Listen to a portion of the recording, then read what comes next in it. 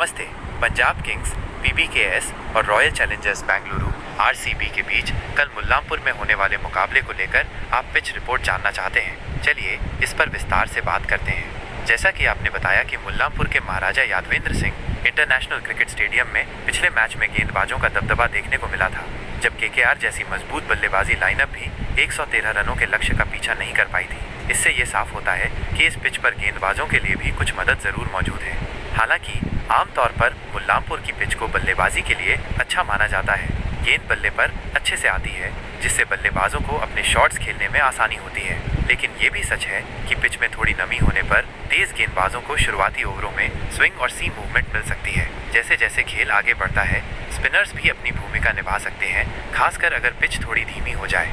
आंकड़ों की बात करें तो इस मैदान पर खेले गए 8 आईपीएल मैचों में पहले बल्लेबाजी करने वाली टीम का पलड़ा थोड़ा भारी रहा है, जिसने 5 बार जीत हासिल की है। वहीं लक्ष्य का पीछा करने वाली टीम सिर्फ 3 बार ही सफल हो पाई है। इससे टॉस की महत्ता बढ़ जाती है।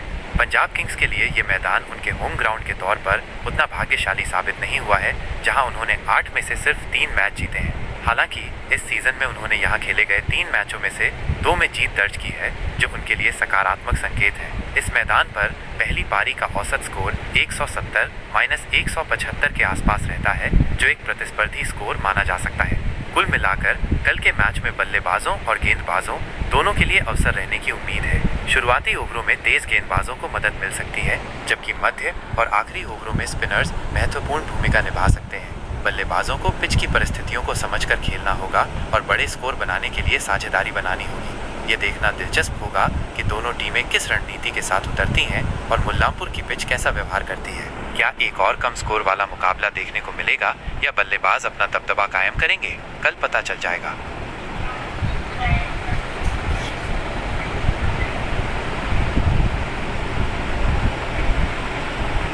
जरूर, मैं इसे एक अच्छी खबर बनाकर प्रस्तुत करता हूँ। मुल्लांपुर में बल्लेबाजों और गेंदबाजों के बीच रोमांचक जंग की उम्मीद।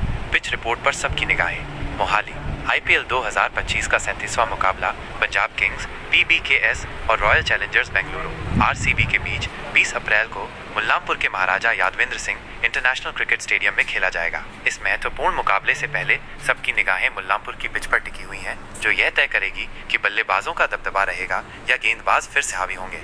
पंजाब किंग्स, जिन्होंने श्रेयस अय्यर की कप्तानी में इस सीजन में अब तक शानदार प्रदर्शन किया है और 7 मैचों में से 5 में जीत हासिल की है, इस मुकाबले में अपनी लय बरकरार रखना चाहेंगे।